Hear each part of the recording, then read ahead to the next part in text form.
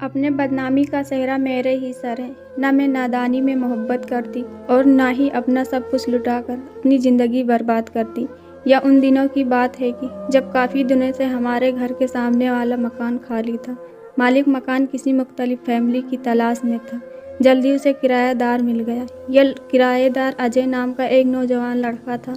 वह गांव से शहर पढ़ने के लिए आया था। वह सारा दिन बाहर रहता और शाम में घर आकर पढ़ाई में मशगूल हो जाता। जल्द ही पास पड़ोस वाले ने महसूस किया कि उसकी सेहत खराब होती जा रही है।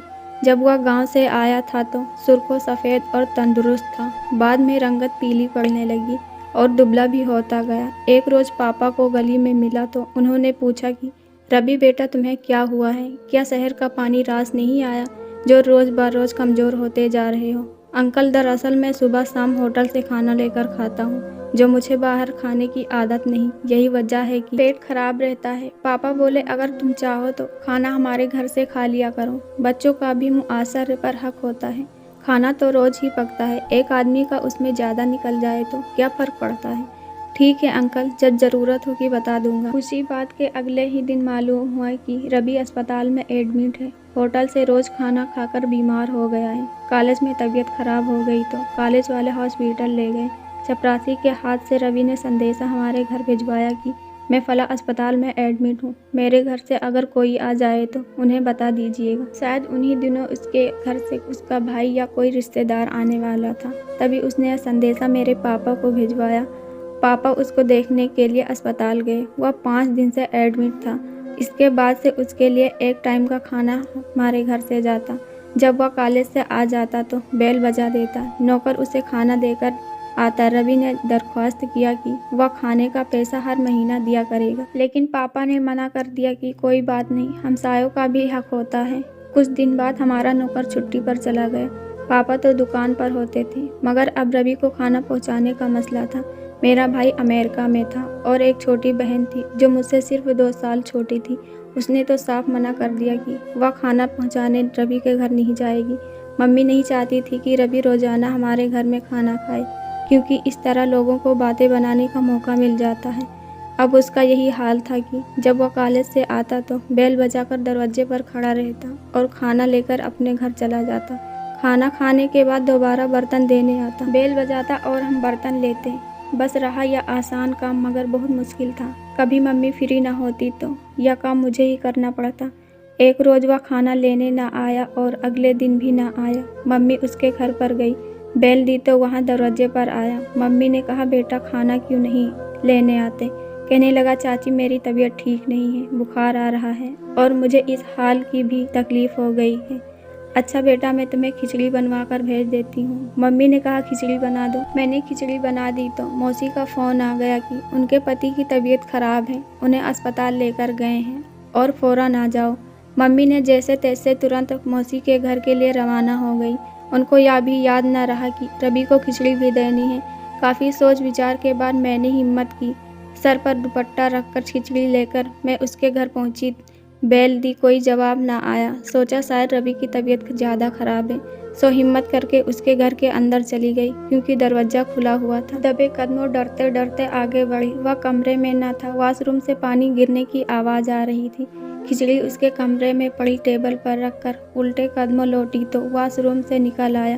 कहने लगा, आपको जहमत करनी पड़ी, शुक्रिया। मैंने कहा, कोई बात नहीं, मम्मी को मौसी के यहाँ जाना पड़ गया, तभी मैं आ गई। अच्छा बर्तन लेती जाइए। उसने प्लेट में खिचड़ी निकाली और बर्तन खाली कर दी। मैंने बर्तन उठाई और घर को आ गई। इस पहली जुर्रत के बाद मेरी झिझक खत्म हो गई।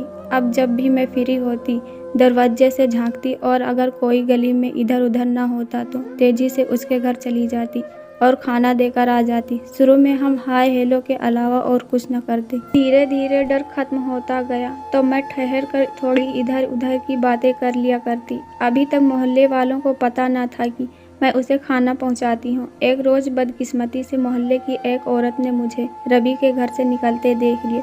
बस क्या था, बात मुंह से निकली और कोठों चढ़ी। वह एक चुगली चाई करने वाली औरत थी। हर तरफ इस बात को फैला दिया और यूँ सारे मोहल्ले में मैं बदनाम हो गई। माँ ने मुझे डांट लगाई और घर से निकलना बंद करवा दिया। इस डर से कि कहीं यह बात मेरे पापा को न पता लग जाए। तब तो हमारे बीच कोई ऐसा वैसा चक्कर न था, लेकिन पाबंदी लगी तो न जाने मेरा दिल क्यों बेकरार रहने लगा। महसूस हुआ कि उसकी जगह मेरे दिल में थी, जो अब मुझे तड़पाने लगा। इंसान पर भी पाबंदी लग जाए तो मिलने की भी शिद्दत 2-4 दिन हो जाती है। अब मैं उससे मिलने के लिए नए नए बहाने सोचने लगी। एक बार खत लिखकर उसके घर के अंदर फेंक दिया, जिसमें लिखा था कि गली में निकल कर अपनी सूरत दिखा दिया करें, कहीं तो पल भर को मिलो। उसने इस खत का कोई जवाब न दिया। मुझे और ज़्यादा बेकरारी लगी। एक और खत लिखकर दरवाजे से झाँका, देखा कि गली में कोई नहीं तो तेज कदमों से उसके घर की तरफ गई। उसके मकान की वह खिड़की जो सहन में खुलती थी, वह खुली हुई थी। हाथ आगे करके खत सहन में फेंक कर उल्टे कदमों घर में घुस आई। मैं इसी तरह की बचकाना हरकतें करती रहूंगी। तो अगले रोज उसने दोपहर के वक्त मेरे घर की बेल बजाई। मम्मी काम में बिजी थी। मेरे दिल ने कहा हो ना हो यह रवि ही है। दबे कदमों दरवाजे पर पहुंची, झांका तो वही था। कहने लगा मेरे मकान में कॉलेज के दोस्त और क्लासमेट भी आते हैं, लिहाजा अब तुम मेरे घर में मत आना। तो फिर गली में ही तुम मेरी बात सुन लो। आखिर तुम्हें मुझसे क्या बात करनी है, अभी कह दो। अभी पापा के आने का वक्त हो रहा है। वह अचानक आ गए तो तुम मुझसे नदी के किनारे मिलो। वहाँ से मेरे सहेली का घर पास में है। मैं उसके घर का कहकर यहाँ से जाऊँगी। दिन को तो मुझे पढ़ाई करना होती है, कल से तो इम्तिहान भी शुरू है। अच्छा तुम मुझे रात में मिलो। रात को उसने हैरानी से कहा। हाँ, नदी तो 4 कदम पर तो है। रात में मम्मी पापा जल्दी सो जाते हैं। मैं अंधेरे में निकल कर नदी पर आ जाऊंगी। देखो आज रात तुम ज़रूर आना, ऐसा ना हो कि तुम ना आओ और मैं वहाँ तुम्हारे इंतज़ार में रात भर बैठी रह जाऊँ। ऐसा कहकर मैंने जल्दी से दरवाज़ा बंद कर दिया। अब रवि के पास इसके सिवा चारा ना रह गया था कि वह रात को जाए, नदी के किनारे बैठ जाए और मेरा इंतज़ार करे। इत्तेफाक से इस रात मम्मी पापा देर रात तक बातें करते रहे और कहीं 12 बजे तक सोए। जैसे ही वह सोए मैं दबे कदमों घर से निकल गई। गली में देखा तो कोई नहीं था। आसमान पर सितारों की पुरजोर रोशनी थी। गली बिल्कुल सुनसान थी। दूर दूर तक कोई भी नहीं दिखाई दे रहा था। जाने दिल की कली का क्या जोर जज्बा होता है। इंसान न आधी रात देखता है और न तूफान, न इंसानों का खौफ रहता है और न शैतान का डर। लंबे कदमों से चलते हुए तकरीबन 7 मिनट में नदी के किनारे जा पहुंची। अगर मुझे आने में देर हो गई थी तो मुझे यकीन था कि वह वहां जरूर होगा। हजारों वसवसों का खौफ दिल पर उठाए। जब मैं नदी पर पहुंची तो देखा वहां वह नहीं था। थोड़ा सा और आगे बढ़ी तो कोई नजर आ गया। मैं समझी रवि है जो मेरा इंतजार कर रहा है। जब जरा और आगे गई तो वहाँ क्या देखा कि वह वहाँ तो नहीं, कोई और बैठा है। मैं मुड़कर वापस पलटने लगी तो वह बोला, डरो नहीं बहना, मुझे रवि ने भेजा है। उसे सख्त बुखार है, वह मेरे घर में लेटा है, तुम्हें बुला रहा है। मैंने कहा आधी रात हो चुकी है, अब तुम्हारे घर गई तो अपने घर कब पहुँचूंगी। मेरा घर ज़्यादा दूर नहीं है, अब आ गई हो तो उसकी बात सुन लो। यह लो, उसने पर्चा लिख कर दिया है, खुद पढ़ लो। उसने अपने जेब से टार्च निकाली और परिचय पर डाली। मैंने पढ़ा लिखा था, मुझे सर्दी बुखार है, 2 घड़ी देखने को आ जाओ। हैंड राइटिंग भी उसी की थी। मैं उसकी तकलीफ को सोचकर तड़प उठी। बगैर सोचे समझे उसके दोस्त के पीछे चल पड़ी। जरा आगे आई तो एक बाइक नजर आई। वहाँ बोला इस पर बैठ जाओ, बस 2 मिनट में पहुँच जाएंगे और वापस भी इसी सवारी पर ले आऊँगा। न जाने किधर वह रास्ते पर मुझे ले आया, कोई पता न था। इस वक्त मेरी मत मारी गई थी। रवि को बुखार सुनकर उसके पीछे चल पड़ी। हालांकि मुझे वापस अपने घर लौट आना चाहिए था। रवि की सोचों में इतनी डूबी हुई थी कि अंदाजा न हुआ कितनी दूर चली आई हूँ। जब एक मकान के सामने बाइक रोककर उसने उतरने को कहा तो मुझे होश आया, लेकिन अब मैं उसके रहमो करम पर थी। मकान के अंदर पहला कदम रखते ही दिल ने कहा कि तुमने यहाँ आकर बड़ी गलती कर दी। धड़कते दिल के साथ एक अनजान घर में आधी रात को दाखिल हो गई। तसव्वुर में रवि का चेहरा था और कुछ सोच ना थी। जब अंदर गई तो वहाँ बिस्तर जरूर था, मगर उस पर रवि ना था। इधर उधर देखा, शायद दूसरे कमरे में हो। अभी मैं जायजा ले रही थी कि दरवाज़ा बंद करने की आवाज़ आई। वह शख्स जो मुझे लाया था दरवाज़ा बंद कर चुका था। इतने में दूसरे कमरे से 2 और आदमी आ गए, मगर उनमें भी कोई रवि ना था। मैंने पूछा रवि कहाँ है। उसमें से एक बोला उसको भूल जाओ, वह नदी में डूब चुका है। अब हम तुम्हारे रवि, इसके बाद मैं क्या कहूँ। कलम तो खून की आंसुओं में डुबो कर लिखूँ तो सारे बदन का लहू काम आ जाए।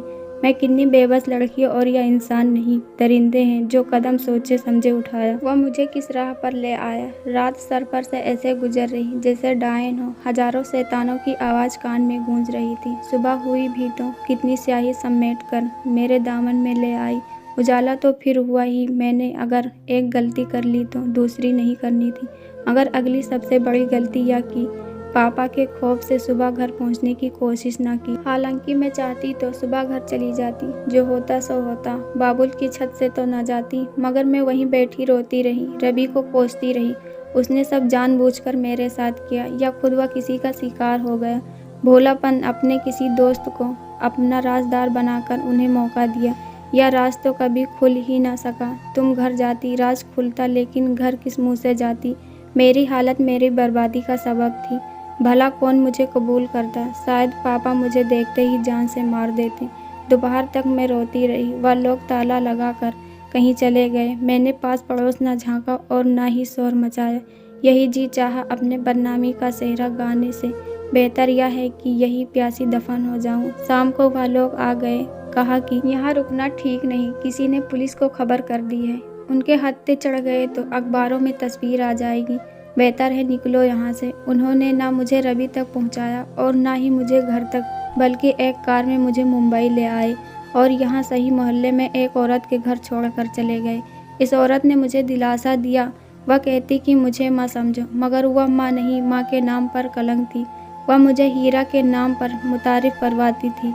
न जाने कब तक यह हीरा यहाँ गंदी जगह पर बिकता की। एक रोज़ एक शख्स जो वहाँ अपना दिल खुश करने आया था, मैंने उसे अपना किस्सा सुनाकर इल्तिजा की कि मुझे मेरे मम्मी पापा तक पहुँचा दो। बेशक वह मुझे मार दे, इस जगह रहने से तो बाप के हाथों मर जाना बेहतर है। उस आदमी को तरस आया और उसने मुझे घर तक पहुँचा दिया। वहाँ सब कुछ बदल चुका था। माँ मेरी याद में रो रो कर अंधी हो चुकी थी। बाप यह बेइज्जती सह न सका और इस दुनिया से चला गया।